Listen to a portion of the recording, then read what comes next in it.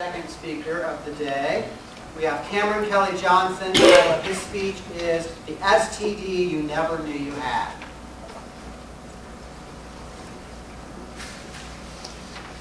Well, we're going to start by asking a question of all of you. To start asking about your age. Who in here is 20 to 24? Just put up a hand. None of you guys? Come on. Almost over there. 45 to 55% of you that are female have this STD. The rest of you who don't fit in that age bracket, 25% of you have this STD sitting in the room right now. Anybody willing to take a guess at what STD it is? Human papillomavirus, HPV. And I'll call it HPV for the rest of my speech because if I try to pronounce it twice, I'm going to screw it up. More scary, 50% of you within your lifetime will be infected with HPV at least once. If there are any women in here over the age of 50, you don't have to volunteer. I know there are a few. There's an 80% chance you've had HPV during your lifetime. Now you kindly think, oh, HPV, that's genital warts. I know what that is, but no, that's not all it is. HPV is generally asymptomatic, meaning you don't know you have it. Warts don't show up. There are no symptoms that you notice. It's a DNA virus that actually messes with the DNA in the cells of your body. There are more than 100 types. 37 are sexually transmitted. 12 to 19 of those are called high-risk types, which we'll discuss a little bit later. You can have multiple types.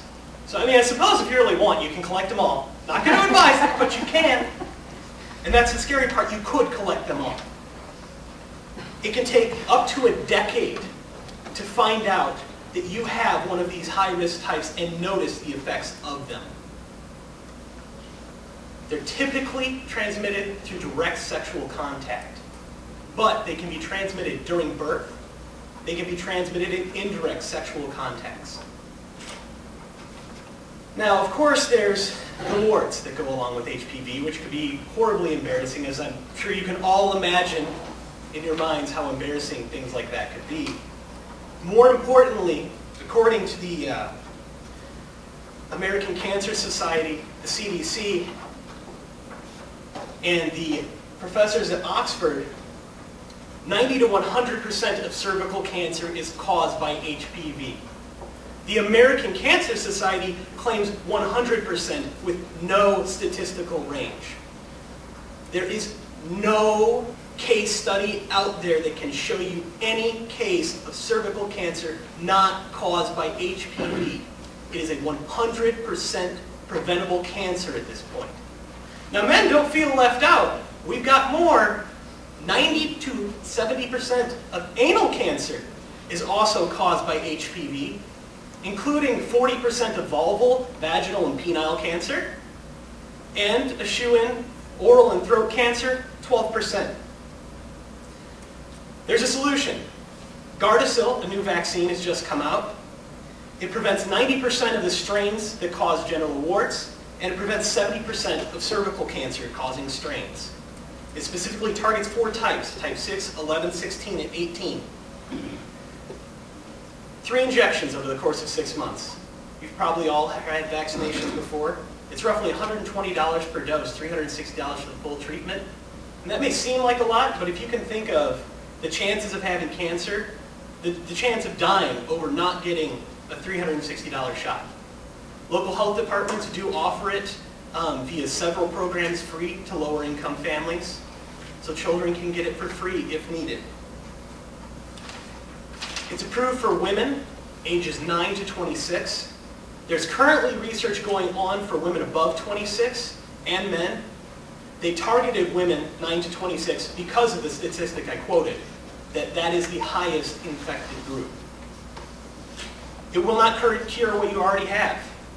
So getting it now won't make what you had go away. So waiting can be dangerous.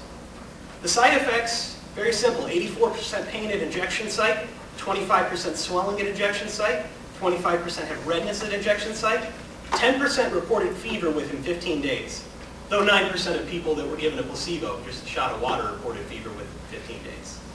There are no other known side effects. Now, you've all seen TV.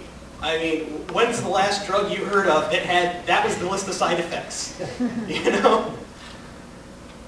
And it's just that simple. You're risking a lot by not having it done. I don't know about you, but surgical removal or freezing removal or acidic removal of warts from my genitalia, not sounding very pleasant. I don't want that. I don't want the embarrassment. You can have all that and then they come back anyway. But more importantly, the cancers. I mean, that's 100% preventable cancer, cervical cancer. It can go away.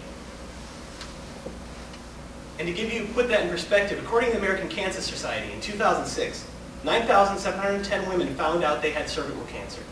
3,700 of them died. The fix is easy. 3 easy shots, 70% reduction. It would make those numbers into 2,913 women detected with cervical cancer in a year, and only 1,100 deaths, or less.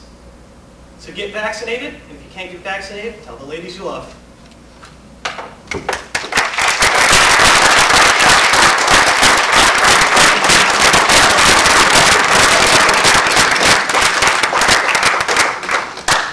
Questions? Anybody? Questions for Cameron? Thank you for everybody that helped put this on.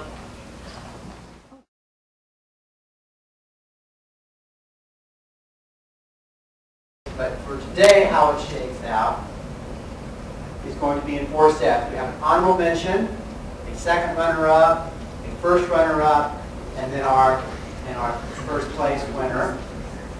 These are cash awards for each of the speakers. Also, the #1 speaker today of the Speak Off is invited to speak on WIMS Radio. So we'll discuss that with our winner as well. That's exciting. Please a round of applause for our judges.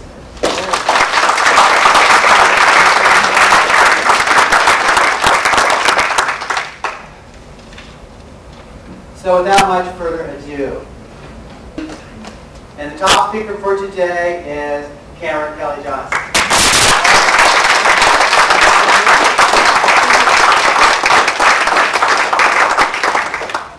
Again, a round of applause for all the speakers.